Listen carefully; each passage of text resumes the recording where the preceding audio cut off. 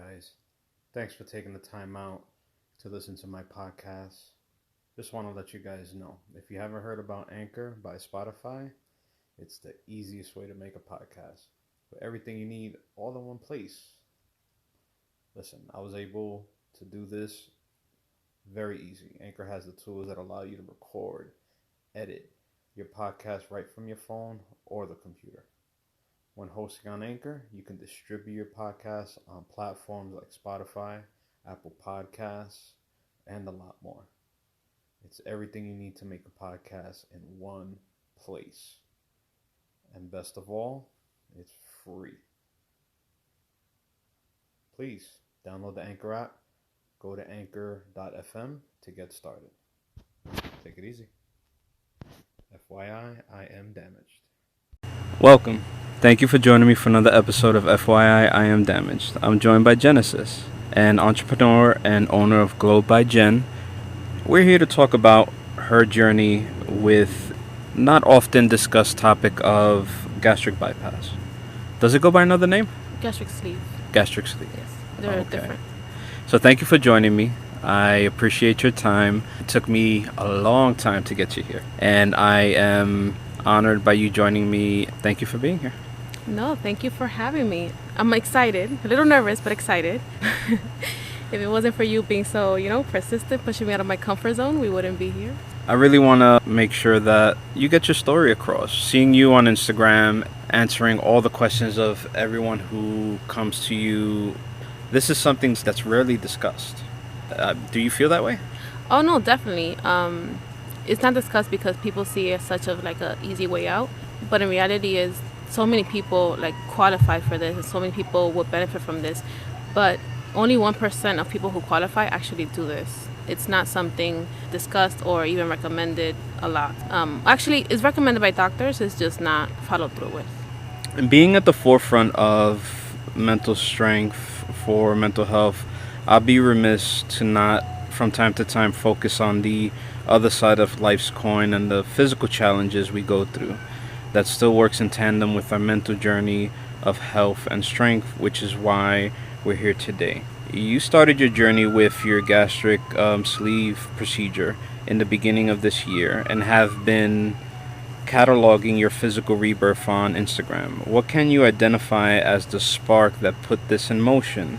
You've referenced a photo that's struck you so hard. Can you give us a view into how it started? Well, as long as I can remember, I've always struggled with my weight. I've done all the crash diets. I've done, weight loss pills before. The immediate females, like my mother, my sister, they're all really thin. So it's difficult for me to look at that. And then I'll eat like a pizza and I'll gain like 5 pounds. May of last year, early June of last year, we had a baby shower for my younger sister.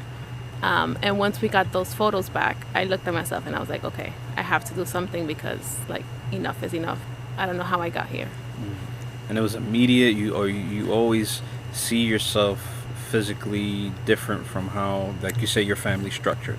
I've always saw myself different. However, I was never like, I never reached this point where I was like, I'm going to look into weight loss surgery. But that photo, it was like enough for me. And it was that same night when I got the photos back, I was like, I need to figure something out. So I got into doing research, and within a couple of days, I had made a decision to get at least a consultation with somebody. There wasn't anything else you would have considered, or have you considered before going this route? Well, I just felt like I've done all the diets. For years before that, for like 2-3 years, I did the keto diet, and that worked for me for some time. But it's just as soon as you're not consistent with it, the weight comes back. Not being consistent with it, was it exhausting to be on a certain type of diet? Or for those that are even considering, not even doing the surgery yet, but giving those a chance? Oh, no, definitely exhausting. I wasn't enjoying my food. And I'm a type of person that I like to enjoy my food. And I when I'm on those diets, usually I'm not happy. What didn't you like about it? Is something specific, or just as a whole? No, it's just I don't know. I wasn't enjoying what I was eating, and I feel like meals, you should enjoy them. You should be happy about what you're eating. Are you a foodie type of person? I feel like I was. Now I mean, I still can be, just not like before. But yeah. I'm guessing in like smaller portions. Oh, definitely. A tiny baby portions, about 5-6 ounces a meal. Oh, really? Yeah. Oh, okay. How does one mentally prepare themselves to even seriously consider this? Did you run this by friends and family? Did you get opinions? No, I didn't tell anyone until I made the decision to get a consultation, just because I wanted to do this for myself. And when you start talking to people, they tend to try to talk you out of it if they don't understand. So until I made the decision to go to the consultation, I didn't tell anyone. So you had family try and talk you out of it? Did they think it was just a dangerous way to go about it? No one. Surprisingly, no one did try to talk me out of it. But I didn't want to go through that just in case. So when you made the announcement, there were some that voiced their concern. Surprisingly, no. Really? My family was very supportive. Okay. What about friends? As far as I know, they were supportive. No one told me otherwise. Because it's interesting, because any type of major surgery, were they just checking with you with like, are you sure? Are you sure? That type of way? My older sister, she likes to think things through more than, I mean, not that I didn't think about this. So she just, she kept asking me if I was sure, But for the most part, everyone was pretty happy for me. You've posted about body dysmorphia. How has that been a challenge for you, especially being of the Spanish culture where thick is the norm? What skews your view of yourself that you didn't agree with? Well, with body dysmorphia, it's pretty normal after the surgery. I have my days where I don't see myself how I look now. I always see myself bigger than I am. And that's always been an issue for you as far as just always with the struggle with weight? Yes, even before the surgery, I always saw myself bigger than I was. But that's also because my weight has always just been up and down. It wasn't just an issue with food? No, because I don't feel that I overate or, I ate too much. Once I started the process, they noticed that I had symptoms of PCOS. One of the side effects of that is weight gain. And PCOS, for those that don't know? Okay, it's polycystic ovary syndrome. And what does that do to a person's body? It's a hormonal imbalance, and it can cause weight gain, fertility issues. It did cause issues with your body. And my other question is, before deciding to do the surgery, how would you combat these things affecting you before you even considered doing the gastric sleeve? I didn't know that I could have PCOS till I started going to the doctors, because there's a lot of doctor's appointments you have to go through before doing the surgery. So until I started doing tests and doing blood work and visiting all these doctors, I didn't know. At the time you committed to doing the surgery, did you know what it consisted of? And if you didn't, were you surprised when you were doing your research? The way it works is that, well, at least with my doctor, even after the consultation, he told me I didn't have to commit till the day before the surgery, or even the day of the surgery. So going through all of that, I still had time to back out at any time.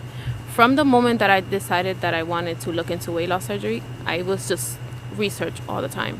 I didn't want to go solely based on what my doctor was telling me. So I mean, take us through these rabbit holes that you will go to, like researching this, because if somebody's researching this and they go down the wrong path and see only the negative part of it, I mean, what are your views of that from what you did with your research? Well, I just started with simple Google weight loss surgery, and you're gonna get the basic 3, which is the bypass, the sleeve, or the lap band. From there, I just feel like you need to look into all 3 and then decide what's best for you. And with all 3, because I do have a little bit of experience with going through someone who had that and who did the same surgery as you, but with the other 2, what are the differences? The gastric bypass, they reroute your stomach. Gastric sleeve, they cut out 80% of your stomach, and the lap band, they literally just put a band over your stomach so that you can't eat as much. And what was that kind of deciding factor that I'm gonna go with the gastric sleeve and having, you said 80% of your stomach removed? With the gastric sleeve, from my research, it was the only one that wasn't fully reversible. With the lap band, you can get it removed or adjusted. Right. And with the bypass, from what I'm not sure how true this is, but from what I've read, it can be reversed. And how did you decide on the doctor? It was recommended by my primary care doctor. And you were going through the journey with him. How was that? Because you're handing your life over, to him for a certain amount of time to do this surgery and to make sure it's done correctly. How was that evaluating him to make sure he was the right person? Because a recommendation is one thing, but you're in front of somebody. Oh no, definitely. Yeah. From the consultation when I first met him, he just made me feel 100% comfortable. He was very open about everything, about what was going to happen. He went over all the statistics. He just went over everything. So I felt really comfortable with him. However, for anyone who is looking to do this surgery, I recommend basically treating this like you're interviewing the doctor. Because like you said, you're handing your life over to this person. Right. So if you feel uncomfortable or you feel like something's off with this doctor, move on to the next one. What would someone need to, other than being comfortable with, as far as credential-wise, what does someone else need to look into to make sure they have the right doctor? Because anybody can make you feel comfortable. What are some of the cues you take from somebody, especially in the professional field, to be wanting to put your life in their hands? And I mean, his credentials, I'm sure he's been in the field for years. Yeah, that was the thing. I had to make sure that this was what he actually does, which he did. He went over, all of that. His success rate. Would you recommend him? Oh, 100%. Him and his team were all amazing. They, were on top of everything. They made sure I was comfortable. They made sure I was never, in any pain or anything. They checked up on me all the time. And no rush? No rush, no. Okay. Because that's a lot of people. They encounter doctors that are, let's get this done, and, looking at their watch, and God forbid. But they were actually so on top of it that I was getting annoyed because they were checking up on me so much. And checking up while after the fact, while you're home, or after the surgery? No, after in the surgery. Hospital? In the hospital, yeah. Okay. No, right. But after the surgery, once I'm home, I have access to them. Anytime I can send them a message and I'll get a response. And you talked about that you did certain things prior to deciding on the surgery, diet-wise. Do you think if you approached it different, it might have been a different outcome? Or you knew you were on the path to going down and doing the surgery? Before the surgery, I wanted to leave the surgery as a last resort. Because of the PCOS symptoms that I had, even if whatever diet I did do, I was going to gain the weight back if I stopped dieting. Right. Because, again, that's one of the side effects is weight gain from that. Now, looking back, is there any prep work you missed that you wish you could have done to assist in either recovery or just make things a little bit smoother to help alleviate on how to best to prep? Because one of the things I like to live on is, yes, you do learn from your mistakes, but you're wiser if you learn from other people's mistakes. If you've encountered anything like that, what would you like to impart to those who want to do this and do it as smoothly as possible? Are we talking post-op here? Post, like running the whole thing, what you should have done. Because if somebody's listening to this and they're nervous as shit and they want to do this, they're researching, and they have contradictory things that they have to sift through. Somebody who's been through it, what can you tell them? Hey, in the beginning, I kind of missed the mark here, during, and after. I'm not sure if I missed the mark. To anyone that wants to do the surgery, I would say as much research as you're going to do. The internet is huge. You're going to get different information everywhere you look.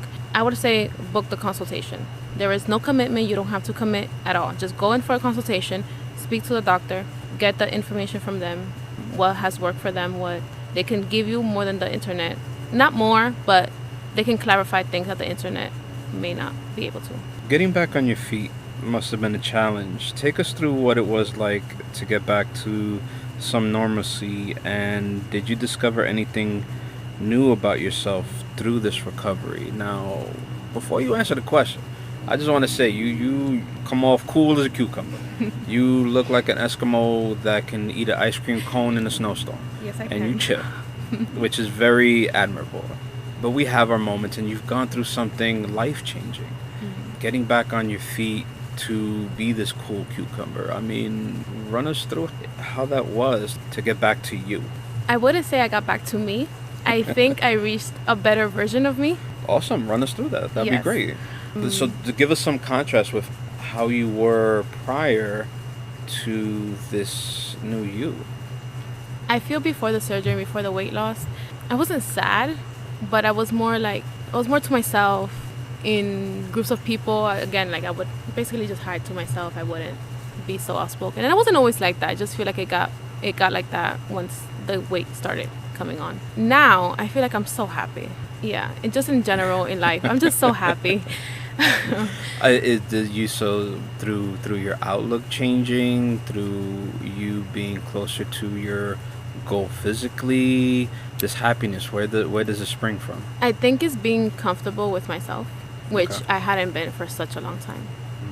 What are your thoughts on those that would say, well, someone should learn to be comfortable in their own skin without having to do something like this? And that's just hitting all sides, because of course I'm sure you've dealt with those that would comment and say, well, no, you didn't try hard enough prior, but they don't live in your shoes. They don't know what you go through. They don't see what you see. They don't feel what you feel. So what are your thoughts on that? It's funny you mention that because I was actually having a conversation online with somebody. He made a video about basically promoting something over weight loss surgery. So I told him, I was like, I think you should do a little more research before posting something like that, because people can't, which I learned this throughout the process from the surgeries, not everybody can lose weight naturally. Some people have underlying issues that doesn't allow them to lose the weight. So before posting something or saying something, hurtful towards somebody, do research. Right. And this person was it seemed like they were just coming off the top of their head with their unbacked opinions Yeah. to try and let you know that how they see you is just not right. Yeah, and he had a couple of people, because they also, I guess, use the same products that he was promoting, and they were saying the same thing. So I just kept telling them, just do your research, because not everyone can just go to a gym or eat healthy and lose weight. Also, because they were promoting, so it kind of sounds like they were promoting a product and putting you down about it. Oh, try the stuff that I'm They were trying to taking. put down the weight loss surgery community, and it just didn't sit right. Wow. And did anybody? Oh, this was a private conversation, so it wasn't held publicly. Oh no, it was under a video that was posted. Oh, okay. What were some of the did anybody come to your aid with, facts, and just they basically defend you, even though you probably don't need it? No, because I guess most of his following were from the company he was promoting. So. Oh, okay. It seems everything that you did, you have adjusted amazingly. Whatever you're selling, well, hopefully it helps somebody, but you're good. You have a tight-knit family. How have they shined in helping you recover? Since the beginning, they've just always just been there. I didn't really need much after the surgery. My sister, she went to the hospital, even though she couldn't see me because they wouldn't allow visitors for COVID. She was downstairs. She picked me up the next day. When I got home, my mom, she had done a pot of chicken soup, even though I couldn't eat much of it, but it lasted me, days. They just was always been there. One of my biggest, and I told her I was gonna tell her this, my biggest support is my little niece. She's Right. 4, and everything is like, oh, you okay after this? Like, this was after surgery. Are you okay? Does it hurt? Like, can you eat this? Even to this day, everything is like, can you eat this? Now, the way you smiled by saying that, I'm guessing even her support meant the world to you. Oh, of course. Is that your only niece, or No, I actually have 3 nieces and 2 nephews. And she was the one that was showing like, hey, are you good and everything? And this is a 4-year-old. She was the one that showed it the most, yeah. Like, I even, from the doctor, they gave me like a PowerPoint stuff giving all the information, and even that, like, I showed it to her, so she understood what was happening. And how is she still the same way, or Oh, she just yeah. knows that you're good and everything? Yeah, she still asks me for everything. Oh, can you eat that? Or like, she sees me eating something. Oh, you could eat that? And you've opened up to her and told her exactly everything that you did to... She knows about the surgery. She knows about what you do. She knows about why you're not eating as much as everybody around her. Yes, she understands that. The way I Okay. explained it to her was, you take 3 bananas, you put them next to each other. You take away 2. So your stomach went from the size of 3 to the size of 1. Mm. So she understands that. She knows that I can't eat much or I can't eat certain things. And is she the overprotective type? Like she sees you, she makes sure you has the right portions? Not as much anymore. I feel like more in the beginning. She was more like, more on top of it. How was that adjustment with food? Going from how you were to how you are now, making that adjustment to your new normal and the amount of food you can have, the amount of drinking you can do. I mean, take us through that with getting back, on the food horse, so to speak, and what were your realizations and challenges? It was so difficult. What people don't realize is that you get the surgery and you can't eat as much or you can't eat certain things, but your brain hasn't learned that yet. So you still get all the cravings. You still, think you still eat with your eyes basically and think you can eat a full plate of food. However, you take an extra spoonful of what you're supposed to and it's coming right back up. So I think that's one of the most difficult issues after the surgery. And that's one of the things you've experienced. That's what somebody will go through, but your own personal ones. You've done that. You've miscalculated what you've eaten, and then you got to deal with the after effects. More towards the beginning, I relied a lot on my food scale, so I wouldn't overserve myself. I wouldn't serve myself more than I know I shouldn't be eating. Now, I mostly eyeball it, but once I'm full, I feel it on my chest, so I know it's time to stop. What's your favorite? My favorite food. I don't think I have one right now. I don't think I have one right now, yeah. If I ever gone through this, I'd feel sorry for all the pizza shops because... no, pre-surgery, anything, Dominican says everything, rice, beans, all of that. I'll have that any day, but... Tres golpe? Yeah. But now, going forward, it's completely different. Yes. Okay. And what's normally your go-to for like a meal? Right now it's anything protein-based. So I have a lot of chicken, a lot of fish. I don't rely much on sides just because I know that I'm going to get full, and priority right now is getting in as much protein as I can. What do you decide as a protein for yourself? Mostly on chicken, but Okay. I'll do beef or I'll do fish. There's no one specific thing, it's just whatever sits well? No, yeah. Okay. I'll have a lot of protein bars now and yogurt, but... And something like that wouldn't be rough on the stomach or anything like that? I mean, at my stage, no. Early on, yes. Most focus on the weight loss as the main topic of this, but what are some of the things you still deal with post-op that just bug the hell out of you that you continue to deal with due to the surgery? The only thing that annoys me a little bit is that I can't drink water while I'm eating. Well, what does that do? You have to, when you're gonna eat, you can't drink 30 minutes before or after you eat, just because your stomach is so little that you're gonna fill up on whatever you drink. So you won't have enough space to eat the meal you're supposed to and get the nutrition from it, Right. the nutrients from it. I'm interested to know the time your stomach takes to process food. What has the doctors informed you about that?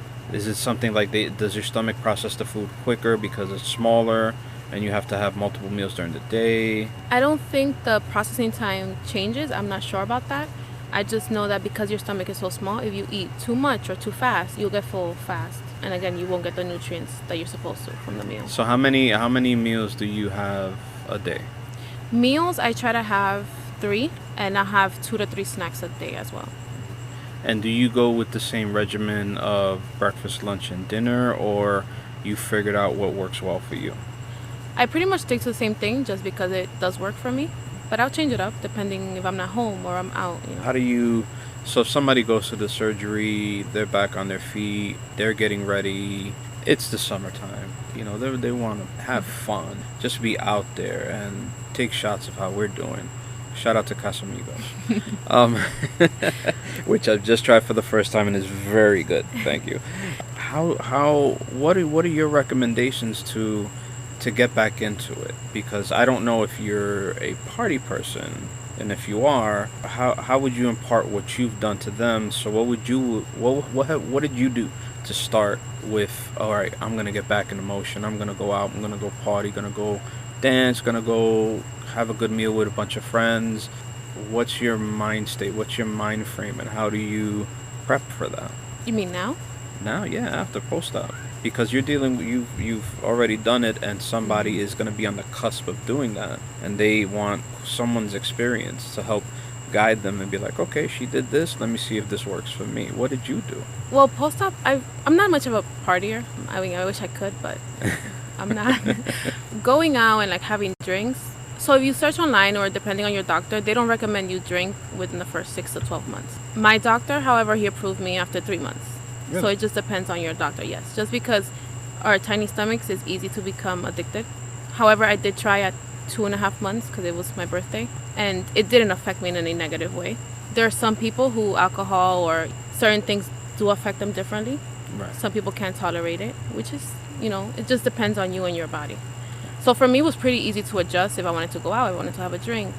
I never had any issues with any meals that I've tried. So going out to dinner didn't really affect me in any negative way. You just need to know your limit and when to stop.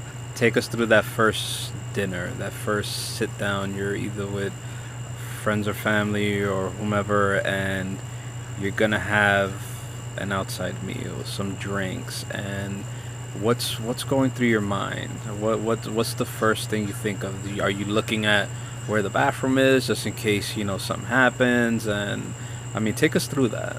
Well, the first time that we went out post-op, it was actually for my birthday. We went to Casa del Mar. I don't know if you've ever been there. And I Casa know del Mar? Casa del Mar, yeah. Yeah, I think my wife's been there. I don't know if I've been in the there. Bronx. Yeah, my memory's horrible, but yeah, I think she's been there. And in my head, I didn't think I was gonna, drink or anything. But the owner from there, I know him, so he knew it was my birthday. So he sent, we got shots and stuff. So Nice. I did have the shot. I mean, I didn't take it straight. I just sipped on it, because I was scared. However, it didn't, affect me in any negative way. As for the food, I decided to order the biggest thing on the menu, which was a crab stuffed lobster. Yeah, you rolled big time. Okay.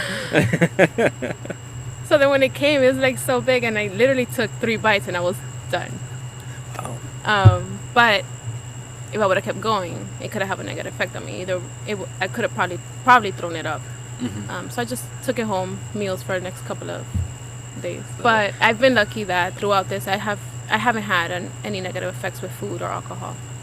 Well, you seem like a very careful person, so I'm guessing you took every step very carefully. Yeah, especially with alcohol, just because, again, because our stomach is so small, if we have a drink too many, it's so easy for us to black out.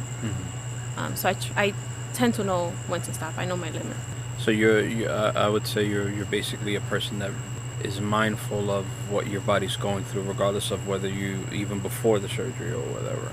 Yes, just because I'm scared of any negative side effects. So I ask myself, like, are you sure you could eat another bite, or are you sure you could have another sip? So what would your advice be to somebody who doesn't really have a leash on their cravings yet? They're gonna go through this surgery. What would you impart to them and let them know? Be like, hey, you got this beast there on your shoulder. How would you advise them to handle that post, after they do the surgery? Post surgery, someone who can control how much they eat, or is not in tune with what they should be eating, or basically just some people have food obsessions. I say talk to a counselor. That's why weight loss surgery and therapy go hand in hand together, just because some people, even after surgery, because the cravings don't go away, they lose control. So post-op, people who normally overeat or are emotional eaters, if they can't get control of that, I would suggest therapy. And weight loss surgery and therapy go hand in hand together, just because people who are emotional eaters or can't get control of their eating, can't follow along with the regimen, they just need that extra help, and they need to figure out what the cause is of, or what the trigger is for that. Right. So they need to find alternative outlets, something to help them, instead of turning to food, turning to something else, which is why they often recommend therapy after. Have you done therapy yourself for this? Have you taken advantage of that? I haven't. I'm not opposed to it. Maybe sometime in the future, but right now I haven't. And that's just a personal choice? Yes. Have you dealt with a personality shift in your mental core of who you are after the weight loss? Now, I know you've expanded that you felt more happier. Expand on that with the shift, because a person who goes through this, or who is about to go through this, and they feel the same thing, what can they expect? Did you just see yourself and you see the difference and the happiness came, or what was that sort of realization? I think I was always so self-conscious before the surgery because of my weight. So because I was so reserved then, after the surgery, once I started getting comfortable with myself and started, feeling happier, I feel like I'm more outgoing. Like I talk to more people. More online than in person because I don't go out as much. But Right. I feel like I'm more outgoing. I'm open to meeting new people. That kind of slides into my next question: is the added attention received. What wisdom can you impart to women not used to this newfound focus from men, and how to deal with it? Well, at first, I was not used to all of this. I didn't know anybody was going to follow me from this. The male attention at first I didn't know how to receive it. So it was affecting me mentally negatively. I just felt like I kept getting in a weird mood. And I feel like it was because I was reading all the messages that I was receiving from men. Like some of them are just weird, to say the least. What I did though was I stopped reading messages. Especially like I won't go into my message requests as often as I did before. I won't, unless I see somewhere like you said you could see a sample. Like unless I see something to do with the surgery, I usually don't open them. And I feel like that has helped me not mind it as much. Right. If anybody leaves anything like a comment instead of a message, I'll block the person or I'll delete it just so that I don't see it. So I think that was a wise choice to be for the listeners. It's you had your Q&A session and you said, "Hey, ask me a question." Me being the the jackass, I was like, "Hey, when are you going to be on my podcast?" I didn't get any answer from the email. I didn't get an answer from the DM. It was funny. After that, you hit me up and you're like, I'll think about it. So it's very understandable. I could imagine. God, Well, I could imagine. I saw your message and I was like, okay, I don't have to answer right now because he won't see that I opened the message because it wasn't a message request.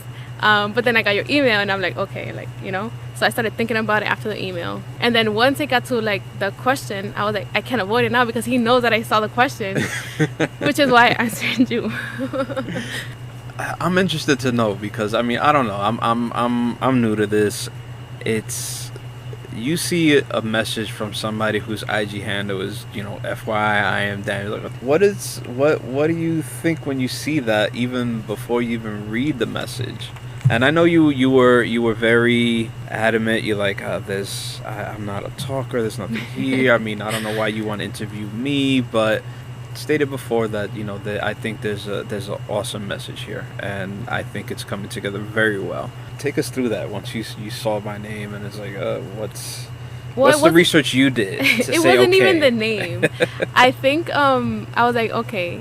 When I saw the message, I was like, okay. It was the picture because I was like, it's not a picture of like a man or a guy or a boy or whatever. So I was like, let's see. So I opened it. If it's a picture that's like a logo or like a company, it's easier for me to open than if it would have been like a picture of you.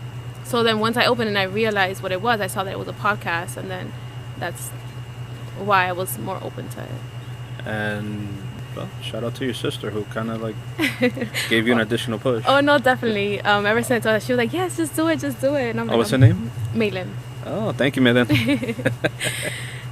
And she was the one who pushed me more to do this because this is so out of my comfort zone. No, trust me. It's in, and I'll be honest with you. It's like I was discussing with my wife. And I was like, I don't know. I think it's gonna be a silent podcast. I don't know. I said I hope my questions hit. I hope she's comfortable. I'm glad I gave you a comfortable space to have the discussion. And oh no, definitely. From the first initial phone call we had, I was like, I felt more comfortable. I was freaking out, but that was just me trying to talk myself out of it. Really? Yeah. But freaking out how? It's just I get in my head and I'm like, okay, like why are you doing this? Like get out, like no. So, but I just decided to go with it. No, and I only could imagine because doing my research on you and seeing a lot of the pushback you have to give to guys who don't even have an inkling of respect, towards a woman, which it's insane. Yeah, I've learned that a lot of men just jump into commenting about like physical of a woman, and it's like, no, this is not what my page is about. Right, exactly. And which is the one thing I admired, because you said off the back, come correct or you will be blocked. Yes. And fellas, you gotta do better. And just to be clear, it's nothing about that. Like, no one should even approach you in that manner.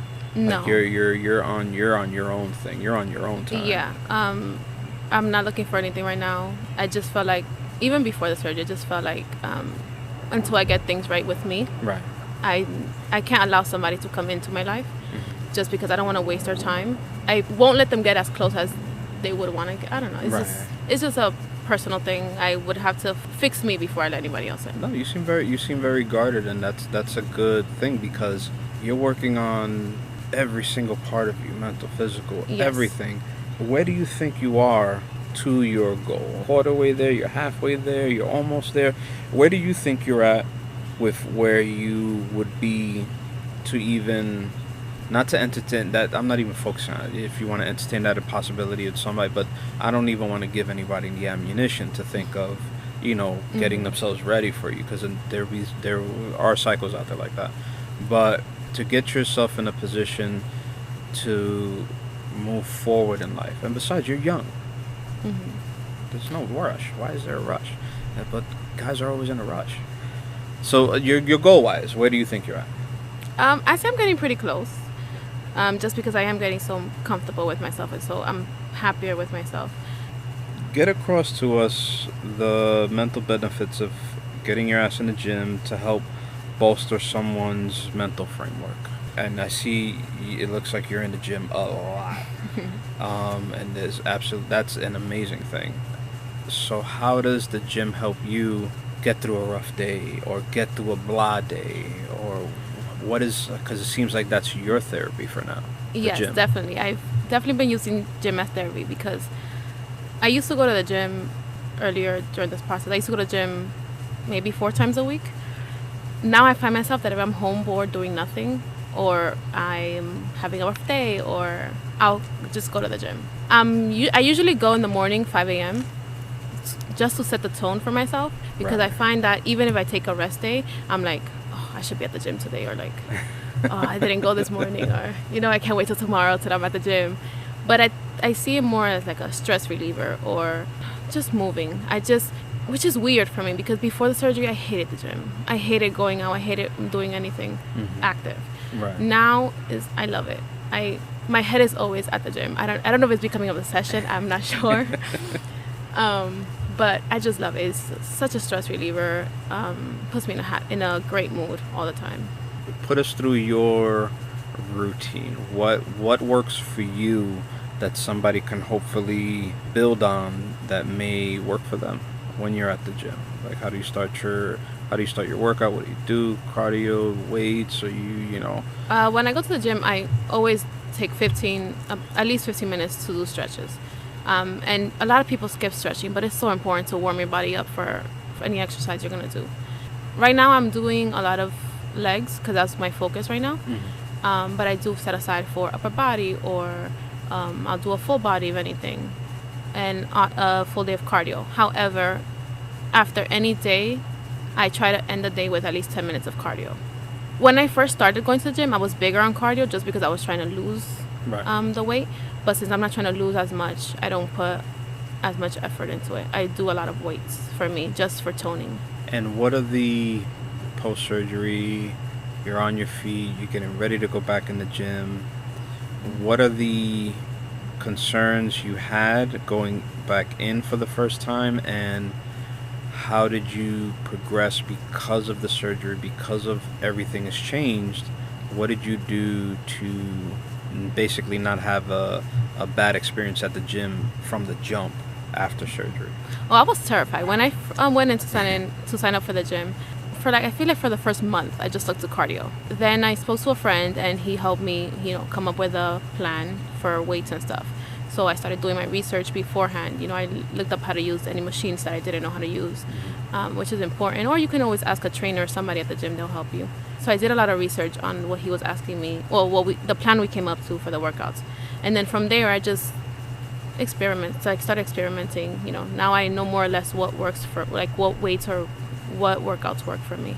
So what was that initial plan? What was that initial path of attack you had to post-surgery, get your workout, make sure you have a good workout, it's careful on your body that's, still recovering?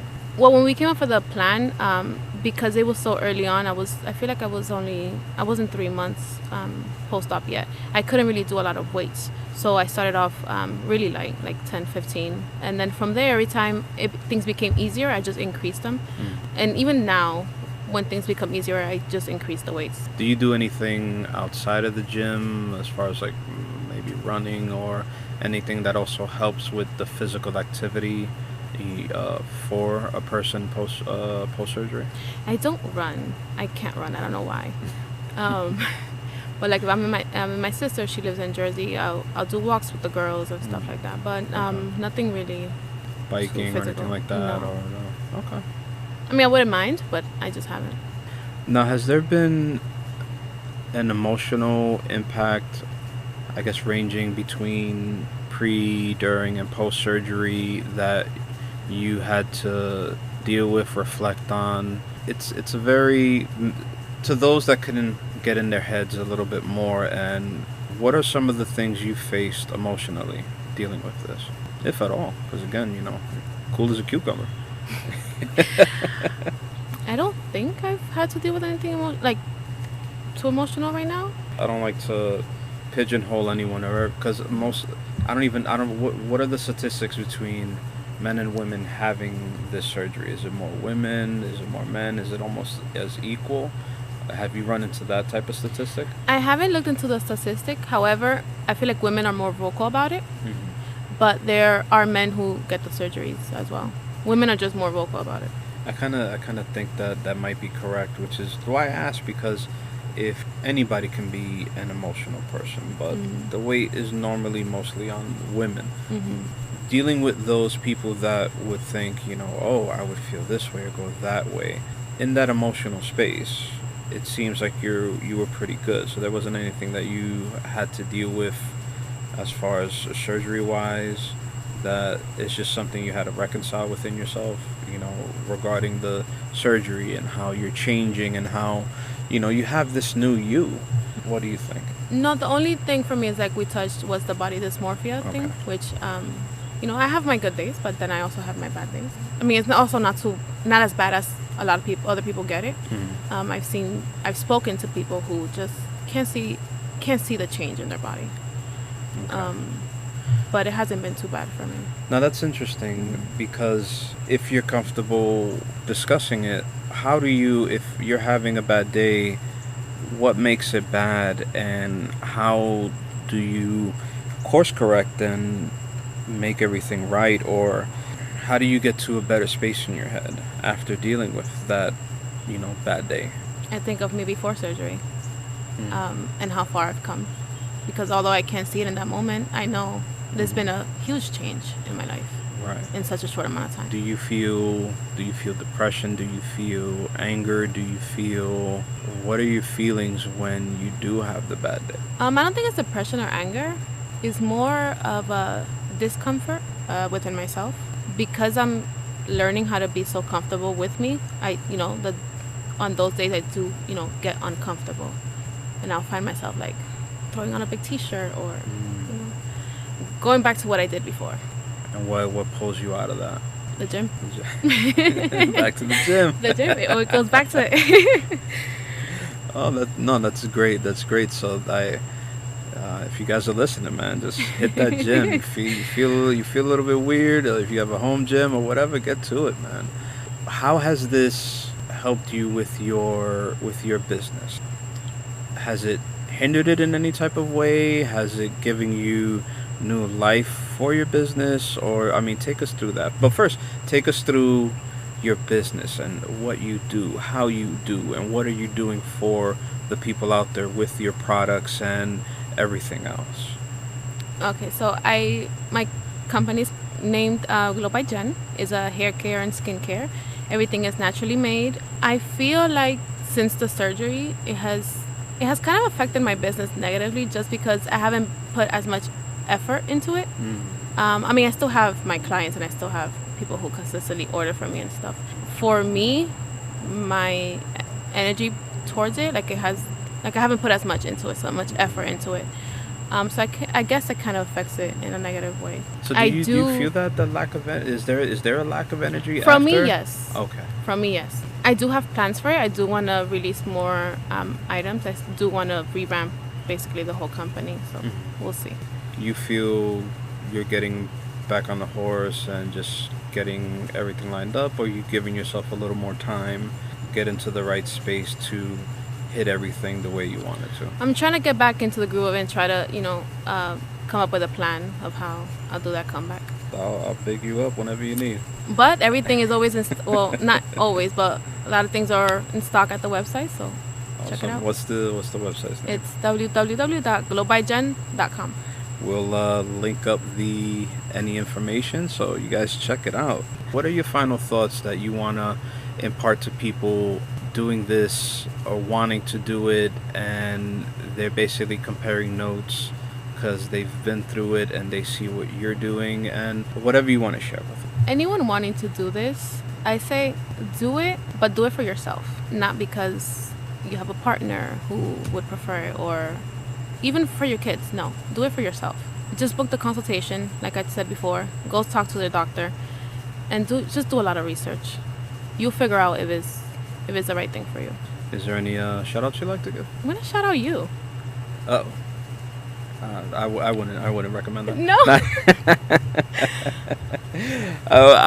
Hey, hit me. What do you got? What do you? Hey, I'm just a host.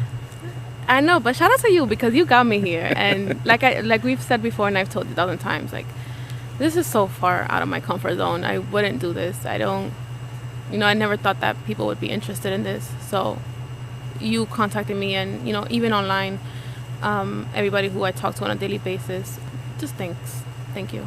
No, you're welcome. Yeah. I'm glad you graciously accepted, and I am honored to put your story out there, and I hope it helps as many people as possible either get off their ass, do something different, alleviate their stresses of wanting to do this, and get it done. And I really just hope it puts people in a good space to realize that, you know what, this is a viable option.